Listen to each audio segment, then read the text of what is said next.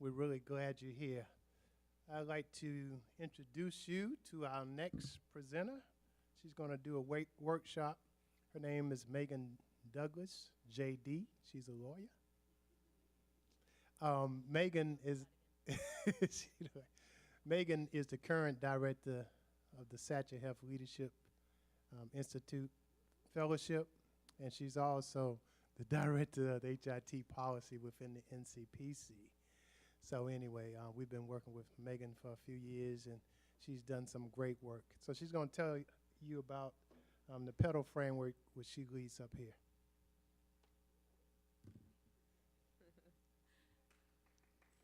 Thank you. Thank you, everyone. I'm so excited to be here, and I had the opportunity to really listen in on the awesome keynote, very inspiring keynote, and the panel. So I think there's a lot of this framework, and a lot of what we're going to kind of talk through today is a nice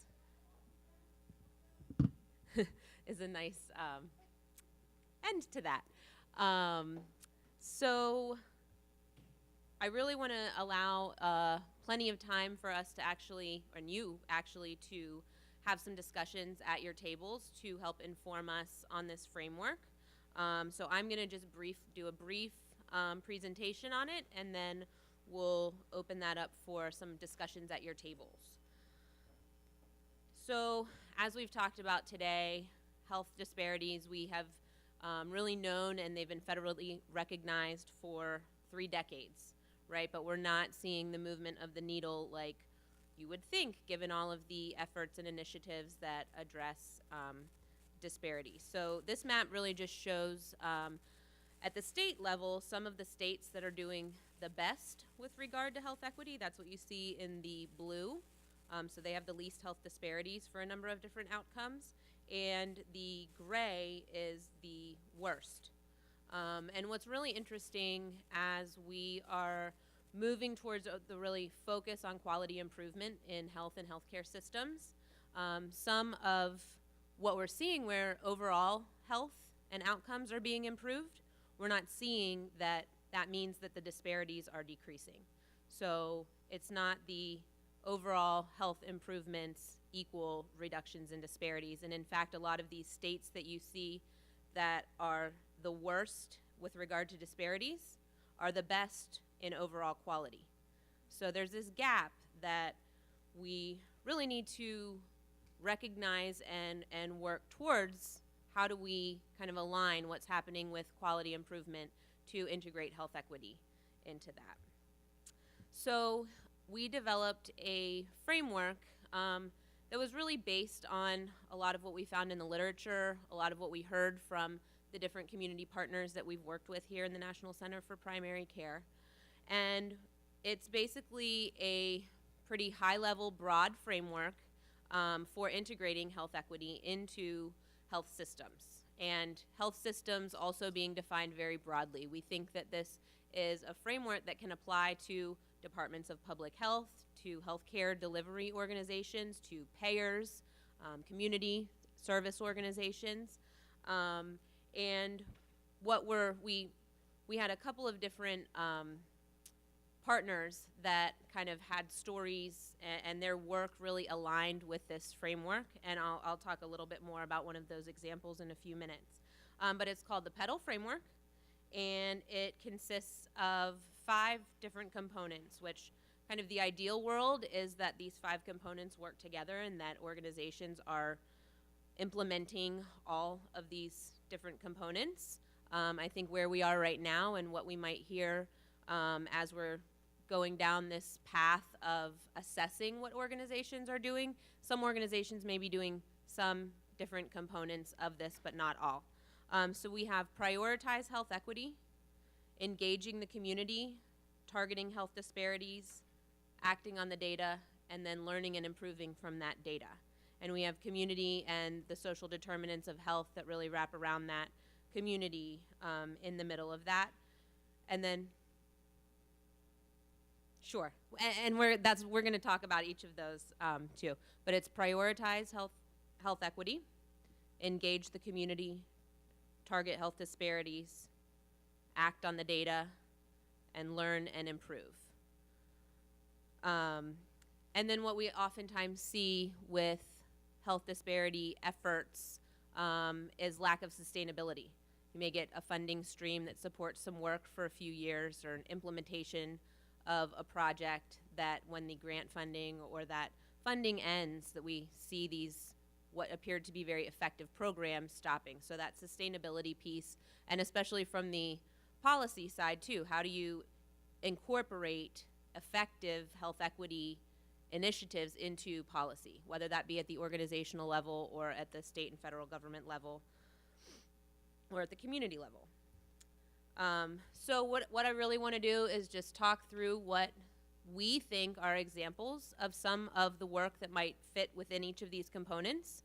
And then I really want to turn that over to you to discuss amongst your tables, what are your organizations doing, or what do you know is being done that is effective in some of these spaces, and how can we kind of take that, knowing that, you know, the invitation for this event was to attract health equity champions. How can you help us establish what some of those best practices are? And then hopefully, again, longer term vision, we can use this to hold organizations accountable. What are you doing with regard to health equity within these different components? So I'll just talk about prioritize health equity first. To us, really gets to some of those higher level organizational systems level. Do you have, you know, members of your board who are from the community? And are you devoting financial and human resources to reduce health inequities?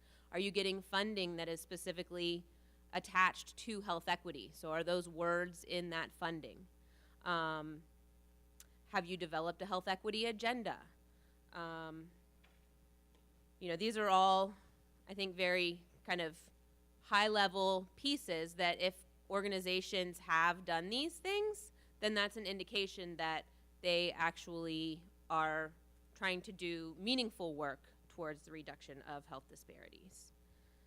And then engaging the community. Again, including government members in your governance capacities. Tian, I liked how you described that community engagement people can get lazy around this. This is a buzzword that everyone is using.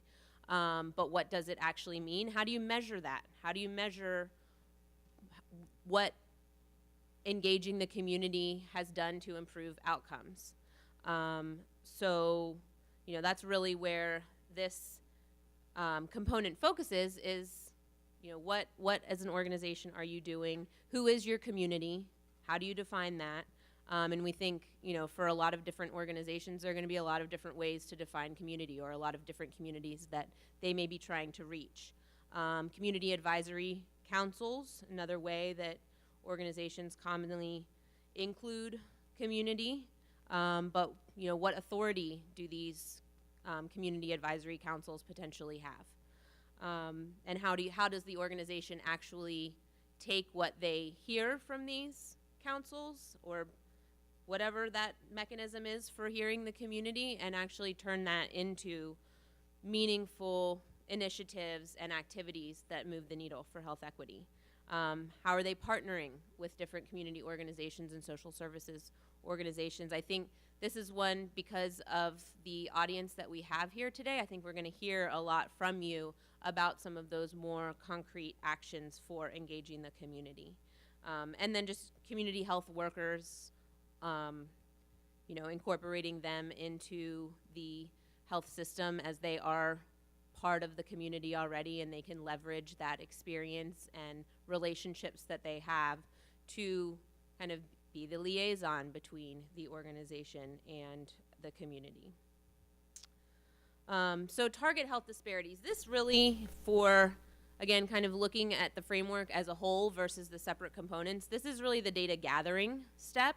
So what data do you have at your fingertips that can inform where you are with health disparities, or what disparities you're seeing within your communities and organizations? So again, because this is, we think, can be relevant to a lot of different organizations, it might be a lot of different data.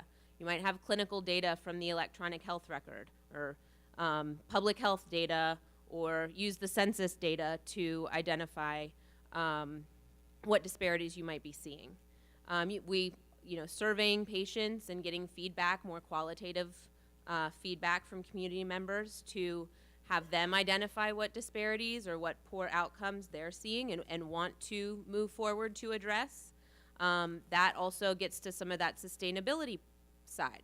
If you're engaging the community and they're informing and feel empowered to be a part of whatever initiatives are happening, it's likely to be more sustainable because they're going to provide another kind of leverage point to hold the organization accountable as well.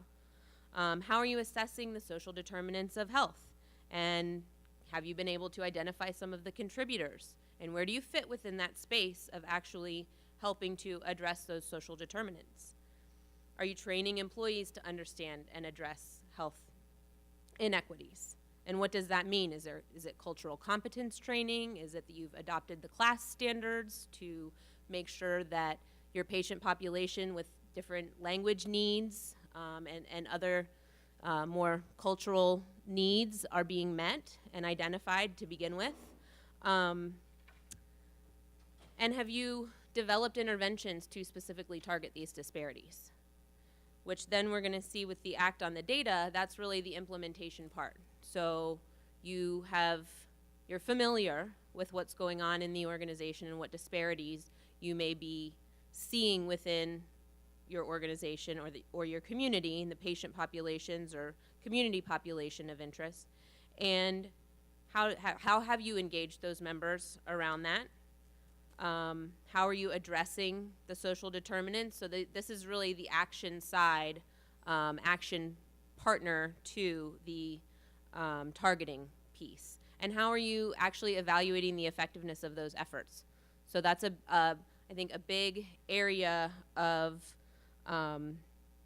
challenge for health equity efforts is that the evidence is not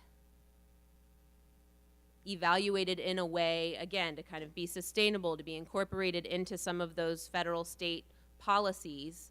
I know that there is a lot of data available, but how is it being translated? How is it being used? And how do we identify those effective strategies? And how do we share those strategies instead of looking from a, identification, what are the health disparities, but what are the solutions and who is actually being effective in these spaces and what are they doing? And then the learn and improve is really just that continuous feedback cycle. So you learned that this intervention had a positive impact on the population that you were trying to reduce disparities, and how do you incorporate that back into your workflow cycles to make it sustainable, something that if resources were devoted initially, making sure that the resources that are needed to sustain it are also made available. Actively seeking that feedback from the community and from those stakeholders that the interventions potentially impact, and adopting, are there structured quality improvement mechanisms for health equity in your organization?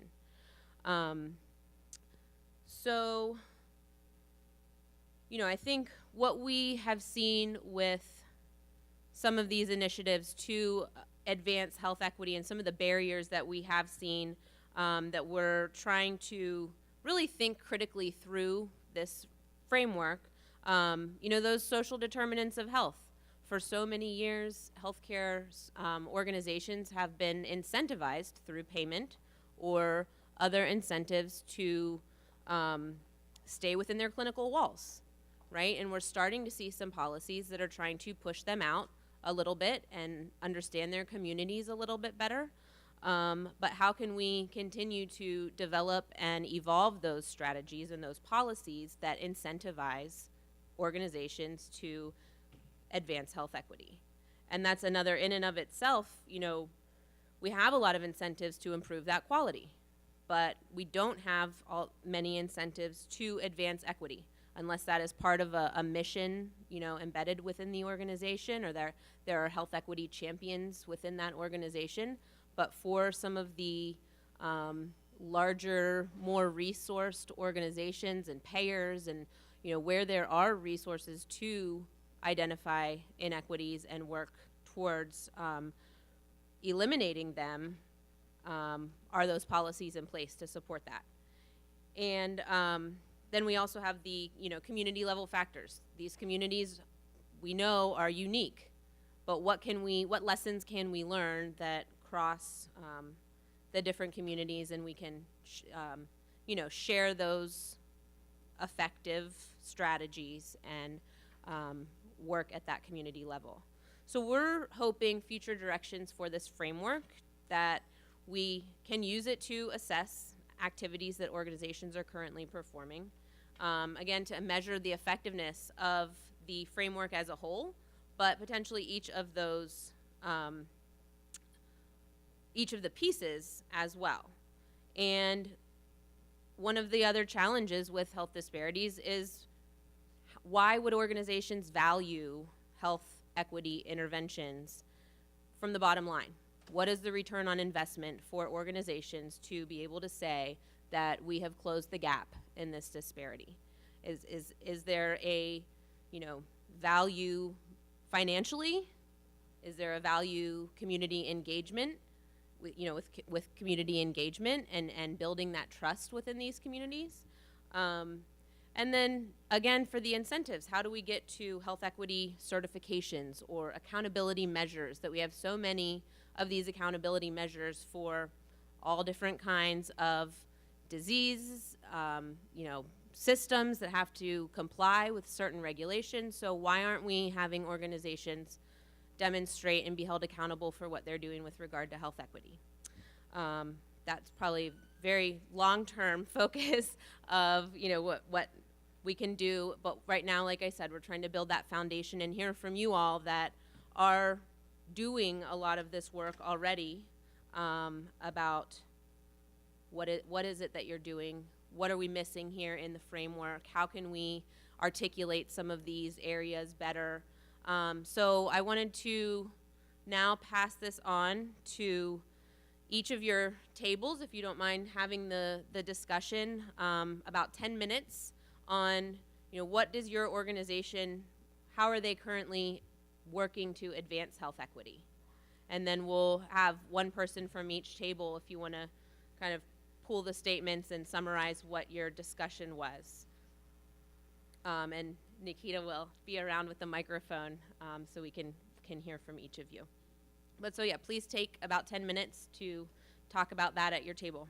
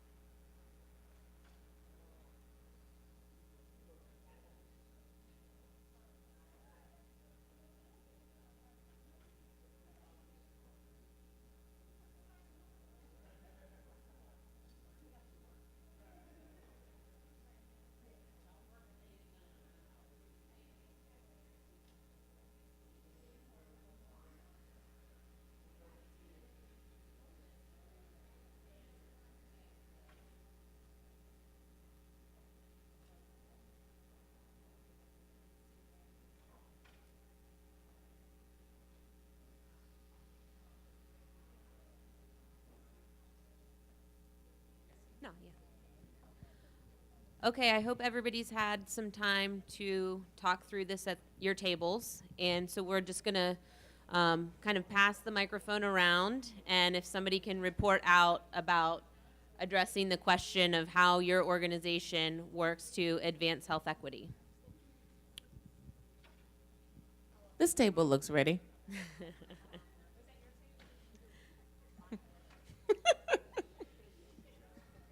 Phoebe, my Phoebe. No, you don't.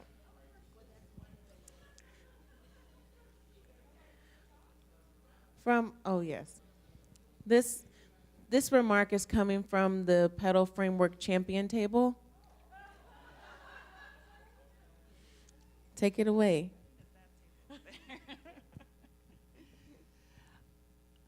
So my name is Phoebe Nelms. I work with Georgia High Tech here under the National Center for Primary Care at Morehouse School of Medicine. And our organization, along with Georgia High Tech's focus, I should say, along with all the wonderful teams that work under the National Center for Primary Care, we are supporting eligible clinicians in participating in the MIPS program. This is a program that CMS has created in order to change the payment model and improve quality of care across the nation, not just here. And so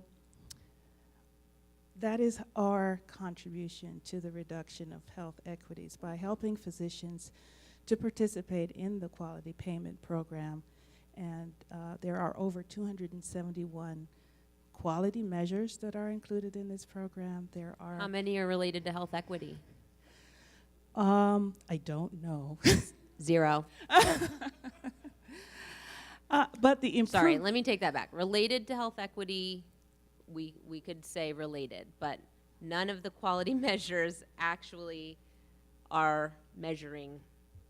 So help. because this is the very first year of the program, and because organizations like ours and your great efforts, Megan, will help them to become more conscious and aware of the need to include actual measures that address health equity. So because it's in its inception, this is the very first year, the legislation was signed in 2015, and the implementation began this year. And we have not yet had a year of reporting, so we'll see the results after the reporting period is closed for 2017. But the improvement activities and the other parts of the program should be a good foundation for moving us towards the creation of greater health equity in the entire nation. So were there other discussions at your table of how some of the other organizations were working towards equity? Okay. Does anybody want to add something about what your organization is doing? No, okay. Anybody else have any thoughts? Well, I know because I sat at lunch with you guys, so I'm hoping that then on the next question, I know that you're doing some amazing work in some of those, so please share that during the next round. All right, next table. Hello. All right, Portia. Yes. Hi, I'm Portia Bushanga with Georgia Department of Public Health. So here at the table, 2 of us are from DPH. One is from Diabetes Action Coalition. I'm sorry, Diabetes Action Association. And then the Shepherd Center. So just some of the things that we were doing that fit within your framework. From DPH, a lot of work around targeting health disparities in terms of data. So there was a collaboration done with Emory to target vulnerable counties for treating diabetes specifically. And then with the Diabetes Association, more at a community level, they were partnering with Fulton County for a grant based on zip codes. So penetrating seniors that way through zip codes and giving them diabetes self-management education.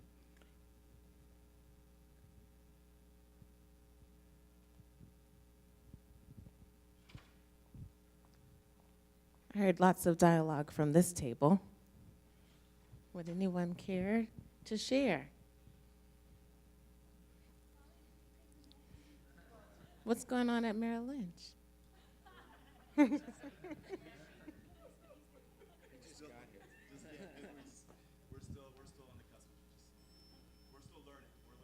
Learning, that's good. Anyone else?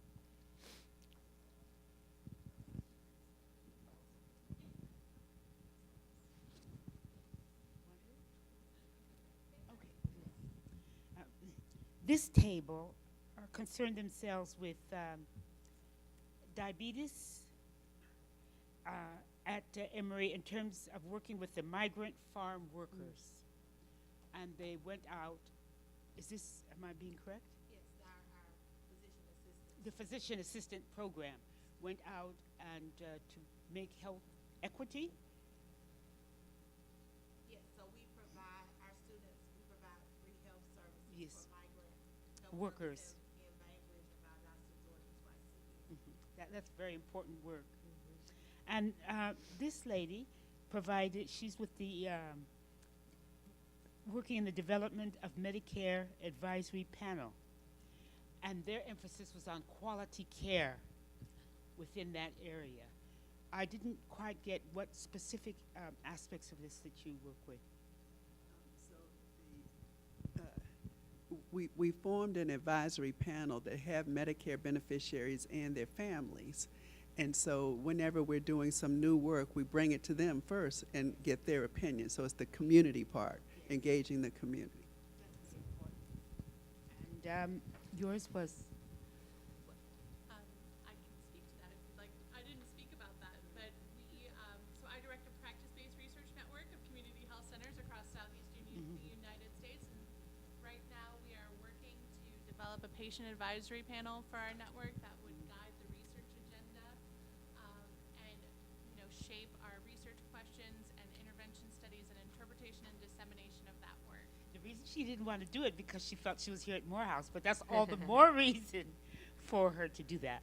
And my interest in diabetes has to do with Science, Medicine, and Technology Institute, and we've been established for a year, and we're working on encouraging young people and through outreach, to going to clubs, through to the homeless, to be more concerned about their health and the impact that their lifestyle and other areas that influence their health.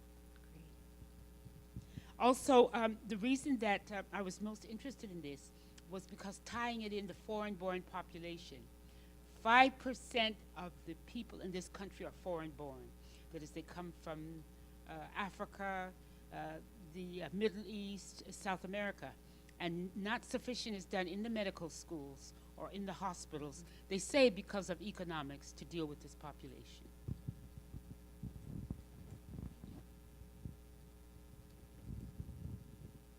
Any remarks from this table? Well, why don't you comment about what you're saying about your school? So we do two things at the University of Tennessee in Chattanooga. One is we actively recruit students from diverse backgrounds, race, ethnicity, yes, both Latino, African American, into our health professions curriculum.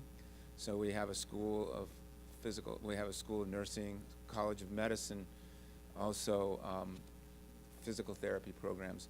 And we've been able to successfully compete for national, service administration awards to support that. And so we have enhanced the diversity of the, if you will, the health care workforce.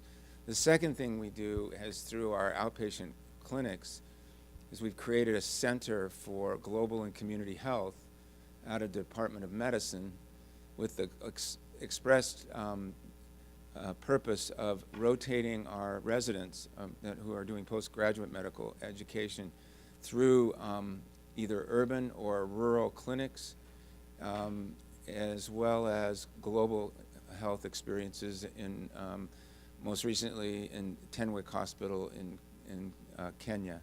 So those are sort of, so it's through recruitment and training and exposure with the hope of enhancing the diversity of the workforce that serves particularly our southeast region of Tennessee and North Georgia.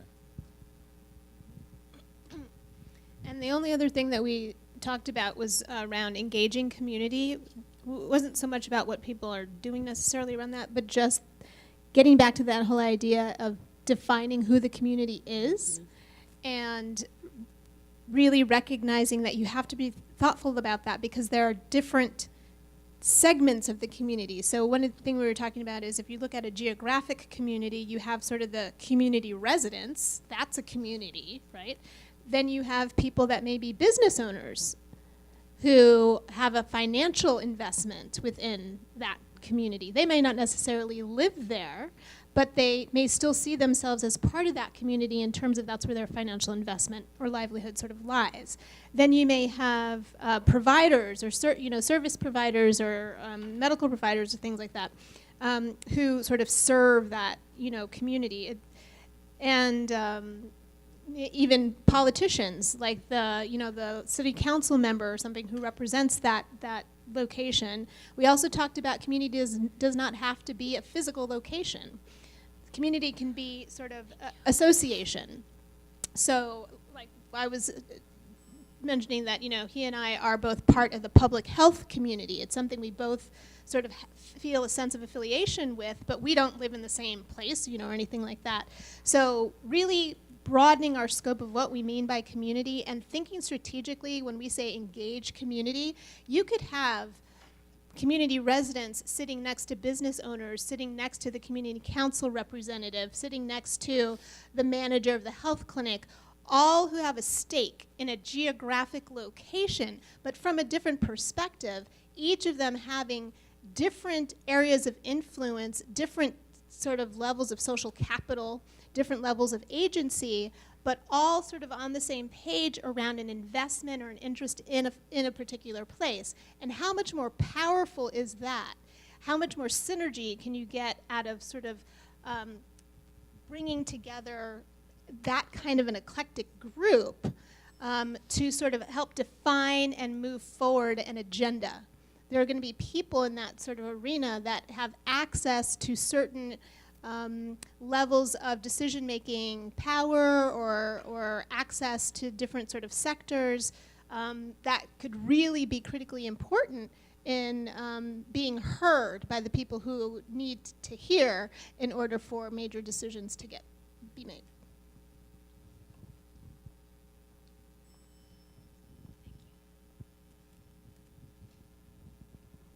I think that's every table.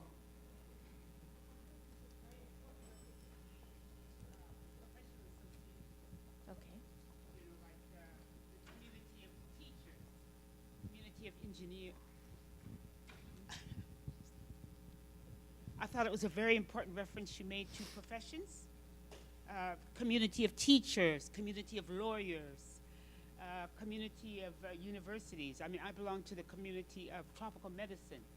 So wherever I go, I belong to the Society of Tropical Medicine and Hygiene. So wherever I go in the world, and there's somebody that belongs to that organization, I can hopefully call on them. So that's so important. And I think many organizations are very isolated in terms of equity and demographics. So that was really helpful and good to hear some of your perspectives on those, and wanted to share that even as a department within the Morehouse School of Medicine, we are undertaking using the Petal Framework to assess what we're doing in the National Center for Primary Care, and some of those things with defining community.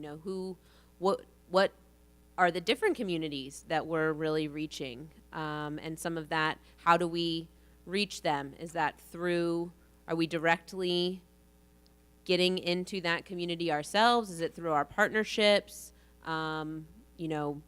We have a number of different funding streams, and how do we use that funding, or how are we tasked with using that funding to advance health equity? And so that's we are in the process of applying this framework to our department. And I just wanted to, before we get into this second question, we are going to follow up this question in this session with a survey where we can, in a more structured way, assess what you're doing at the organizational level with regard to each of these components of the framework. And really, we're hoping to also just get some feedback on, how is this framework, and again, what is it missing? How can we improve it to really capture what we're trying to capture? And I'll just kind of give one last example of how one of the partners that we worked with to develop the framework was a group in Chicago who was funded by PCORI, Patient-Centered Outcomes Research Institute.